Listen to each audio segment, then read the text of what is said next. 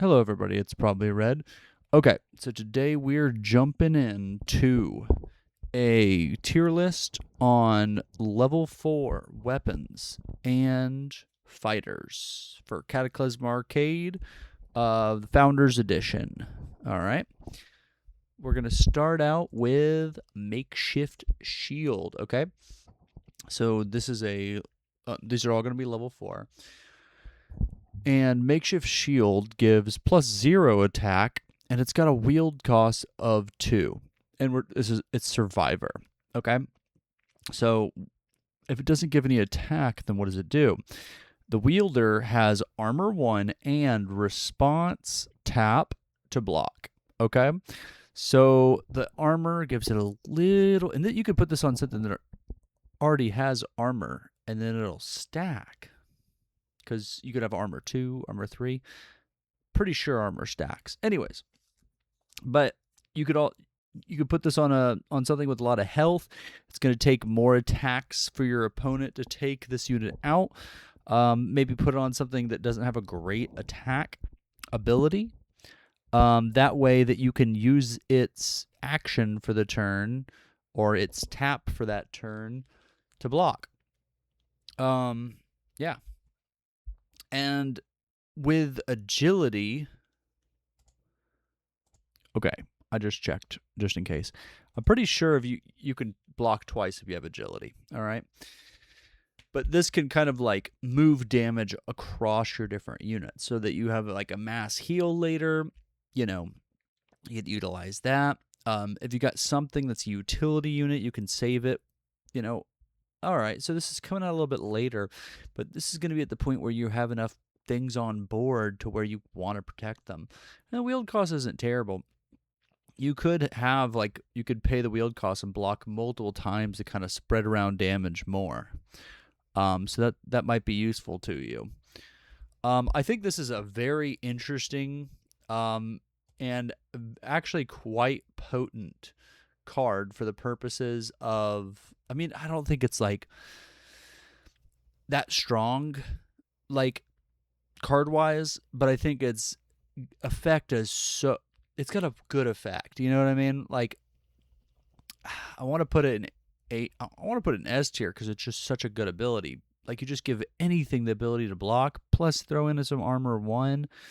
I think I'm going to put it in a high B tier, and that might be being too generous, but I feel like this card's effect is just so unique and has so much potential that you could definitely have a build where it's good. Oh, and while we're thinking about it, what are our tiers? All right. So, A tier, that means any deck that can run it. Oh, sorry. Let's start with S tier, actually. So, S tier, any deck that can run it is going to use it.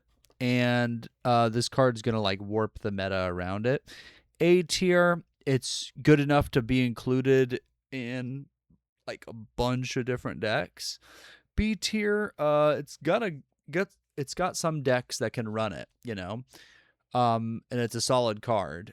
C tier is gonna be like, it's got maybe one deck that it can be ran in. It's pretty niche. D tier, it's okay, but it's just not really good enough to run in any decks.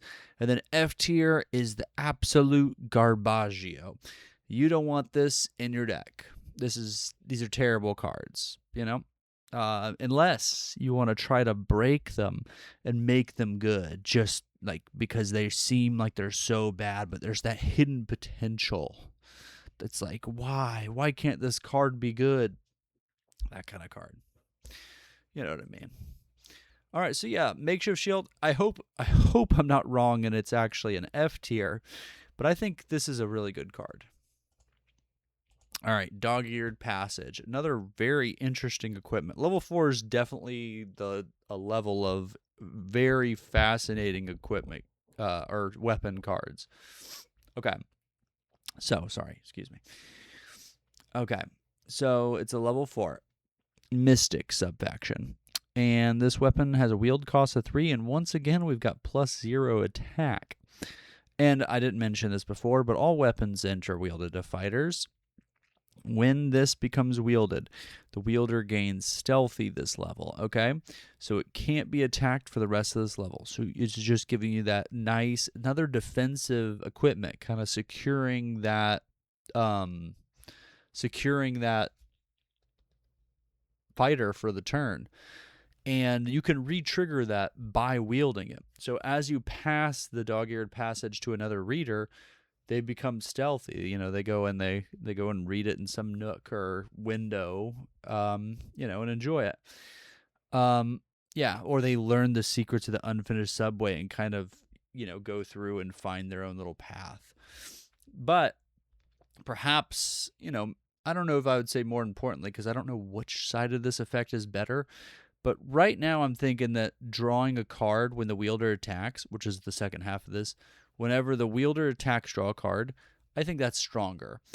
But I mean, this is just good all around. It's hard right after the makeshift shield because you're getting so much advantage out of this, And this is kind of a more aggressive, but it's also more protective than the armor. I think this is quite strong as well. It's a different card. Instead of it kind of protects your stuff in a similar way, and I'd say it does so in a better way. That card draw, it's not because of the 3 cost. I think it's just not quite S tier, but it's still really good. All right. So now another mystic weapon. These are all level 4s, and all weapons interwielded. So its wield cost is 2, and it gives another +0. Well, 0 plus. +0.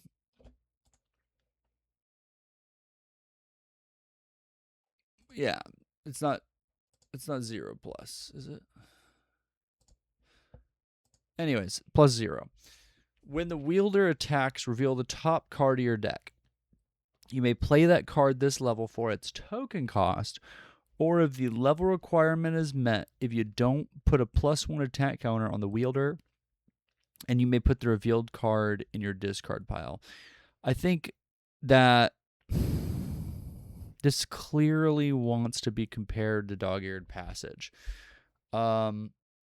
So instead of giving stealthy, this is a more aggressive build on this, and the wield cost is lower. So if you, it's a lot better with like other weapons and with fighters, because then you could just keep playing them. But even if it's like, I feel like it's also going for like a spell synergy, so you get those +1 attack counters onto the wielder. Maybe some discard synergy. This has a lot of directions it seems to be going. But I mean, just being able to draw, I think it's worse than Dog-Eared Passage, but it feels like it could go into a larger variety of decks, and they play a pretty similar role. That stealth, though, is just crucial. I think it's almost, there's a lot of similarities, but it's subtle differences. Okay, so now we've got the Blast Scanner. Only 5 weapons at level 4 here. So Blast Scanner is a synth weapon, and it's another +0 attack with a wield cost 2. So wield cost 2, +0 attack, comes wielded. When Blast Scanner becomes wielded, stun target opposing fighter. The wielder has all activated abilities of stunned fighters. Okay. So stunned fighters can't tap or activate abilities this level. Obviously, stun synergy there. And you want to keep wielding it. You keep passing it between different, synths or fighters in general, and it keeps blast scanning stuff and giving your abilities to different things. So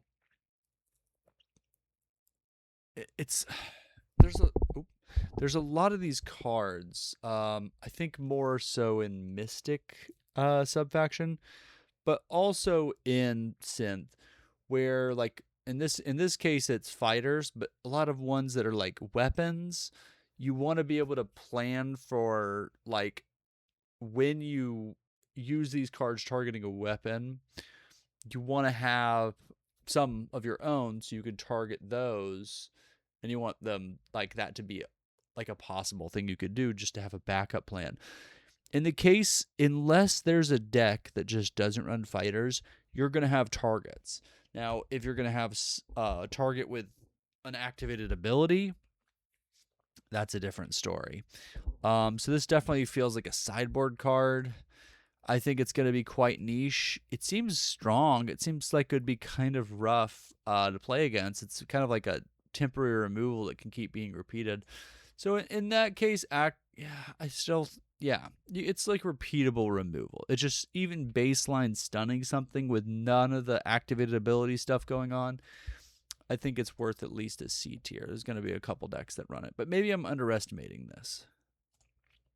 And our last weapon, really creepy art here. We've got the Face of Death. So it's a level 4 with a wield cost of 4. You get +1 attack. And whenever the wielder defeats a fighter, untap it. Okay. So this could go pretty crazy. All right. If you can get a 0 cost with a high enough attack, this could just be like blah, blah, blah, blah, hitting multiple times. Also with agility, I don't actually know how this would work with agility, because when you untap, I think the agility only gives you 1 extra. This gives you 1 extra as well. So this isn't going to give you 2 extra just because you have agility. But with some like tactics that deal damage, so maybe like a shifter faction. There's other factions that do that. But being able to deal targeted damage, that's going to be pretty darn strong with Face of Death, similar to Charlotte. So yeah, maybe kind of a Charlotte deck would like this. I mean, she can't equip the Face of Death, but actually maybe it'd have some anti-synergy with Charlotte since she specifically wants to defeat the stuff. So like, but similar cards that would go well with Charlotte would go well with Face of Death, maybe different decks. But yeah, this could be like pretty much a repeatable board clear if you have the right circumstances. So for that reason, I think it's gonna be a pretty strong B. Yeah. All right, next we're on to the fighters, and there's 15 of these. Let's start with flank. Okay. So flank pack leader. We're starting with survivor subfaction. Health of 3. And they're from the Van Houten subfaction. Attack cost of 3 with 1+ attack. And flank gets +1 attack for each other fighter on your team. And additionally, second ability, flank can't be attacked if there are 4 or more fighters on your team. So sort of alluding to or like bringing up the see ya later alligator kind of ability, but this time on a fighter. So that's interesting. I feel okay, and tokens are fighters, so this kind of synergizes with tokens. Even though you can only have 1 instance of each token as far as I understand the rules. So you could only have 1 head rat. Or 1 bear trap. I kind of disagree with that, to be honest. I think you should be able to have more than 1 token, but I didn't write the rules, and I didn't playtest the game. I played it, like a couple times so far now, or a few times, but maybe I'm wrong about the tokens, okay? But I think you should be able to have multiple, unless it's like a legendary token or unless it specifies that you can't. Or I guess maybe it should specify that you can. I don't know. But tokens are fighters. So the more tokens, the merrier with flank pack leader, if they're easy to get, or just level 1s. Usually it ends up costing tokens to get the fighters, or it costs something in token form. So you might as well just play like nice leveled fighters and have some way of drawing them. A lot of survivor bosses are really good at that. So I think it's just going to be able to get really strong. You're going to want that attack cost to be worth it. So you want at least, I would say, 3 other fighters. Yeah, 3 attack costs for 4, solid. And then anything better than that's just crazy. And at that point, he can't be attacked anyway. So like by the time he's got an attack worth using, you kind of make him unattackable. So they have to deal with your other stuff first. Not to mention they actually want to be attacking your boss. So, maybe that'll protect him until then. Really interesting card. He kind of just is like a go all out on the fighters kind of card. That and card advantage, so you can just keep playing stuff. So I think he's going to be pretty strong. I think that he's going to be B tier. All right. And I like this card. All right. Anything that has kind of the ability to just straight up, take care of another unit. Let's read the card. We've got Hard Knocks. 2 health for a 2 attack cost, 2 attack. We got a Van Houten Survivor Fighter. All right. And when he enters, destroy target opposing fighter with 2 or less health. Amazing. Just, it's not even like base health, it's current health. So if you get something close to being destroyed, this can finish it off. It's basically coming in, giving you a body, and then having card advantage because you're dealing with something with 2 health. That could be worth a card depending on how much attack, what its attack ratio to cost is, how much of a threat it is, and that sort of thing. Yeah, I mean, this is just great. Obviously, you can't use it against a boss like other direct, some other direct damage, but I think this card is just perfect fit. Excellent. I'm thinking, I almost going to give it S tier.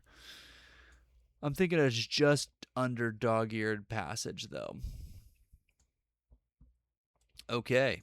And then we've got one more survivor fighter. This is San Yang Unerring, and she's from the Redacted subfaction. She's got 4 health with X attack cost and X attack.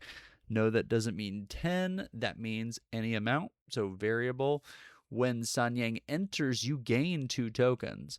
And then it also has San Yang's attack is equal to the amount of tokens you spend to attack with her, but this can't exceed 4. So this coming down, solid amount of health. 4 health is perfectly fine. And then she comes in, gives you 2 of the tokens. If you don't use them, it's basically 2 free tokens. Just having a playset of 3 of her just as a 0-cost token generator, netting you the same amount as cash money starting turn 4. So she's not going to rush anything out unless it's a really high-cost card. She can get you some multi-tactics or help with your attack costs as you build a board. But if you just by herself, she's just straight up pay 2 tokens that deal 4 damage if you spend the 2 tokens she gave you, on the first turn. So she comes down, deals 4 damage. This card is phenomenal. It's hard for me to express how much I think this card is an S tier. It's just, if it came out any earlier, it would be completely broken. Really solid card. S tier for sure, in my opinion. I can't imagine this card being bad. It's got all the green flags. All right. Now we've got a simpler card, in my opinion. It's Darby. Same amount of health, though. And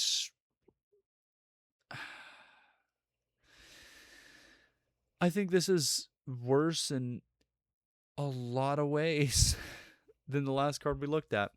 But let's read the card. So 4 health for a 2 attack cost. Okay, by the way, Shifter faction, the Shambles sub-faction. So Darby has a attack cost of 2 and attack damage of 3. And other than that, completely vanilla. So, I mean, this is decent. You're not going to be mad at getting this from a pack. It's an okay amount of health. I know I said 4 was a great amount of health. With the, presence of all the other abilities, it was a great amount of health. This it's okay. It's decent on the health. The attack isn't bad. It's just, a fine, mediocre, unversatile vanilla card.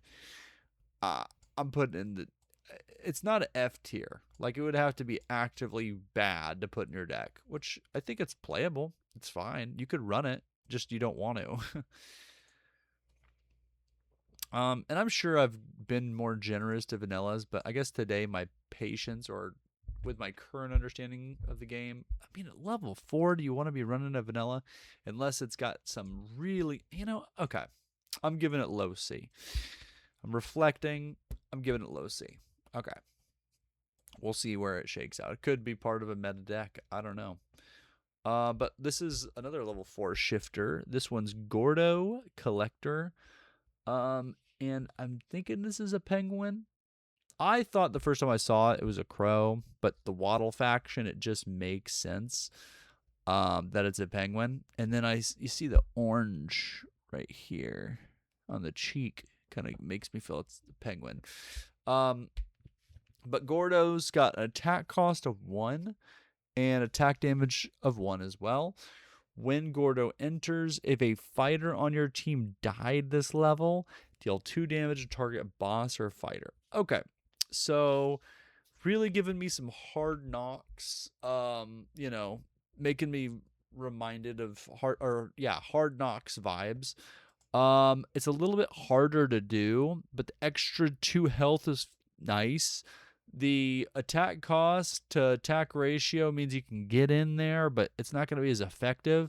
Honestly, I'd probably rather have attack cost 2 for 2 in a lot of situations, because it's getting damage out there faster and being able to take something out. The fact that this can damage a boss, I mean, it's right up there. There's a lot of damaging abilities, but having it attached to a body that can wield weapons makes Gordo just, that much better. I'm going to put him right under Hard Knocks, but I think they fill a very similar role, and it's a good role at that. All right. So let's go with Joe. And you might disagree with me. You might think that Gordo is much better than Hard Knocks. I don't think so. I think that Survivor faction wants, fighters more. Not saying Shifter doesn't, but Shifters also just has a bunch of damaging abilities that are really solid. So, anyways, moving on to Joe Strummage. A little bit of discard synergy here. Another 4 health. I'm liking these 4 health fighters. It's actually not bad. I think I dissed on the 4 health before, like a while back in my earlier reviews. I'm starting to feel better about health 4. If you can take a hit and still get that chance to act, it can be really solid. But then Joe Strummage has a really solid lineup. Oh, and he's from the Waddle. They're from the Waddle. Attack cost of 1 and attack damage of 3. Okay, when Joe enters, each player discards a card. Ooh, that's a rough card. So there's a drawback there. But so you're losing 2 cards. Or you're going, this kind of replaces itself because you actually get the card on the board, and then you have to get rid of something, and your opponent has to get rid of something. Now, if you have Joe Strummage be your last card, then only your opponent discards something. So if you're playing stuff quickly, like if you're playing aggro and Joe Strummage at the top end or close to it, then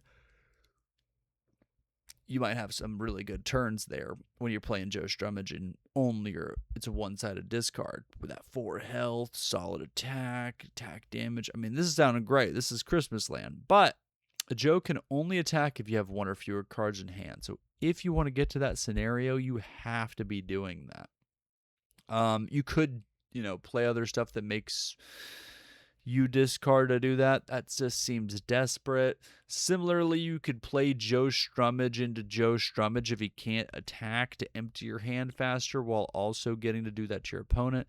Any way you can discard cards and gain some kind of advantage out of it works pretty darn good with Joe Strummage. Overall, I think it's very interesting, but I don't think it's very good yet. I just think it's all right.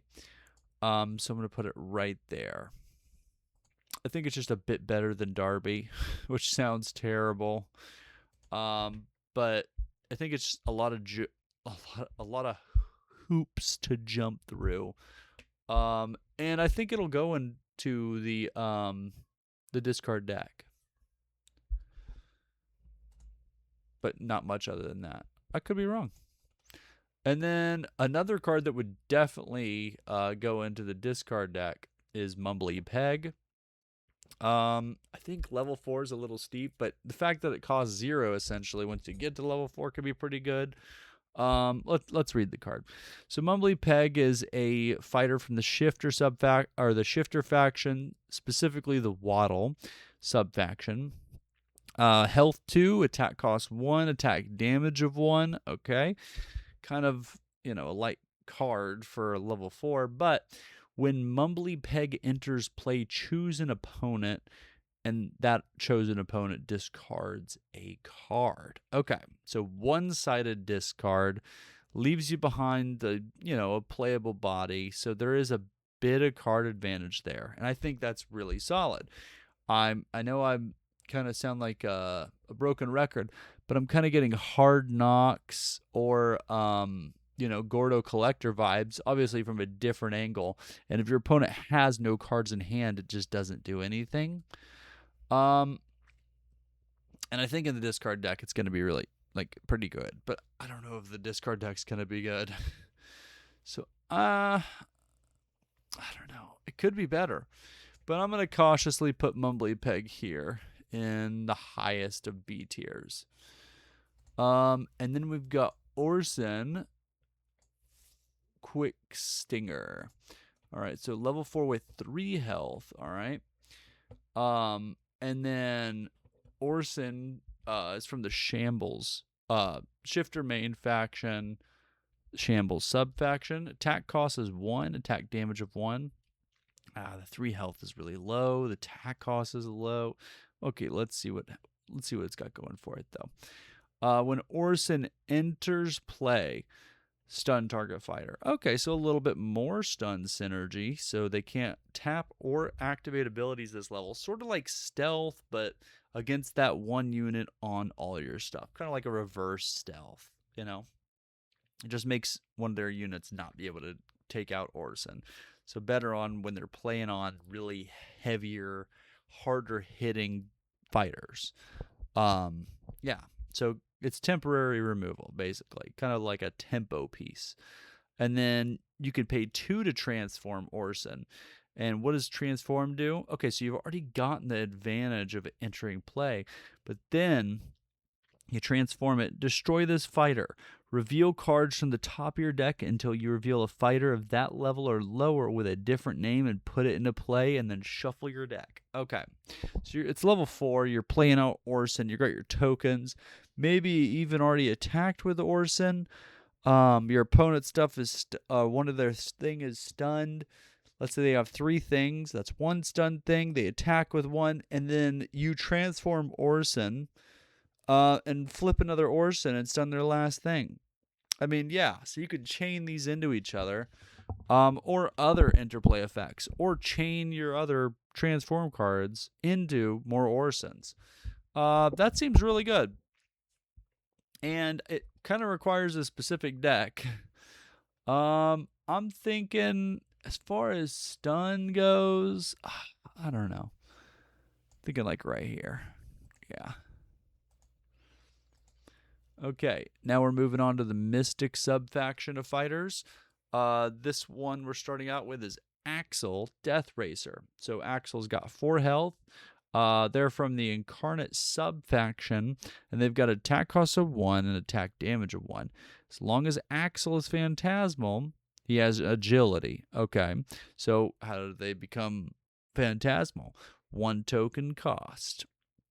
And then if Axel is not phantasmal, put a +1 attack counter on him, and he becomes phantasmal. All right, so then it'll be a 1 attack cost for 2 attack, and then agility makes it 2 attack cost for 4 attack if you can get 2 turns out of him. The 4 health is going to help that happen. So Axel just seems like stats and +1 attack counter synergy. Honestly, seems kind of, kind of vanilla, but not quite. That agility is going to go crazy. I think that this is actually quite strong. And if you're looking at it and comparing it to Darby, I mean, it's just phenomenal. All right. I don't know how good, but I'm thinking at least B tier. Um, hmm. I think right here. Yeah. All right. Let's check out Luna. Rage Vessel. All right. So Luna is level 4, of course. And they are from the Mystic sub faction. She's got 4 health with a 0 attack cost and 1 damage. Okay. So this is interesting. Holds weapons really well. You can get agility on her. She holds agility really well. It's just, pings in every turn. Makes your opponent have to deal with them or you're going to get some advantage out of it. The 0 attack cost cannot be underestimated. So, but otherwise, a vanilla card. Honestly, pretty good. Pretty good. I think like right here. Honestly, like right here. Yeah, B tier. There's a lot of B tier this time.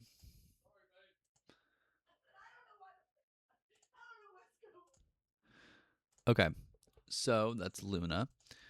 And then let's go stat. Mirage Master. All right, so stat is another fighter card from the Boom. And they've got an attack cost of 2 with 2 attack. And stat enters play as a copy of another fighter, except it still has stats name, attack cost, and attack. Okay. Name, attack cost, and attack. So there's another card that is like a clone style effect or a copy fighter style effect. This gets the health of something. So you're going to want to play it and have it just copy.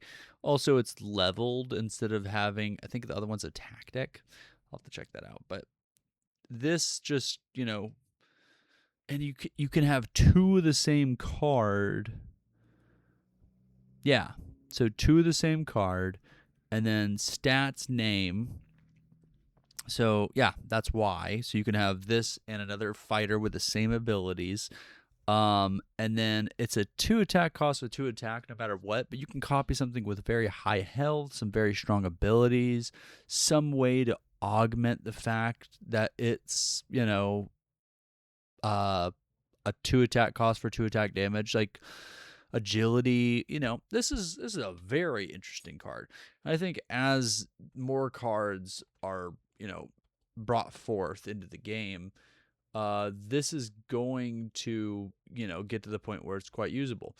As it stands, I think it's going to be like low A tier. So pretty solid, but maybe not like in every single deck. All right, so now we've got Chip, Kill Switch. And this is a 3 health fighter with 2 attack costs and 2 attack damage. You pay 2, tap, and destroy Chip to destroy target fighter. Okay, so that's his ability. So kind of like can trade up on some stuff, but once you get to level 4, there's not too much higher you can trade up on. Maybe once you've gotten some advantage off a Chip or something comes in that can threaten Chip, it just, takes care of it. If there's like no way for you to deal with something with a tactic, this could do that. Or just nothing else in your deck can deal with it. Just having the option. It's kind of versatile. You got a card that can deal with anything, or it can be an attacker for you in the synth faction. And also, by the way, they are from the Joneses sub faction. I'm not super high on Chip. I don't think it's terrible. I just don't think it's very good. I could be wrong. It can deal with a lot of things, but you're kind of deciding. It is kind of, well, it's not a 0 cost. It's like a slow, wait a turn, then pay 2 tokens. You couldn't do anything else with that turn, then destroy something. Maybe I'm underselling it. But I just I don't think it's that strong. But I could be wrong. I think it is playable. I think there's going to be some decks that run it.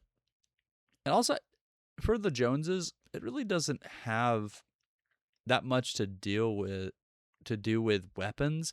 The only thing I could kind of see, like, how does it synergize with the Joneses? You play Chip, and until you get your other Joneses members, you just keep equipping weapons to them, and then once you have your stuff that pulls weapons onto them or makes weapons cheaper to equip or wield, then boom, then you sacrifice Chip, and you've already got your weapons moved or the ability to equip them easily. So that could kind of synergize there. So maybe he's a little bit better. But I think he's top of C tier, but not very good. Not great. Low health, mediocre attack, abilities, pretty strong. Just being able to destroy anything, but, you're paying a bit of tokens. I think I might be underselling it because, I mean, look how high these cards are. But they give you both instead of making you choose. Maybe I'll put them on bottom of B tier. Yeah, we'll put them on bottom of B tier. Okay, so Lacroix or Lequay or I don't know. But Clockwork Hunter here.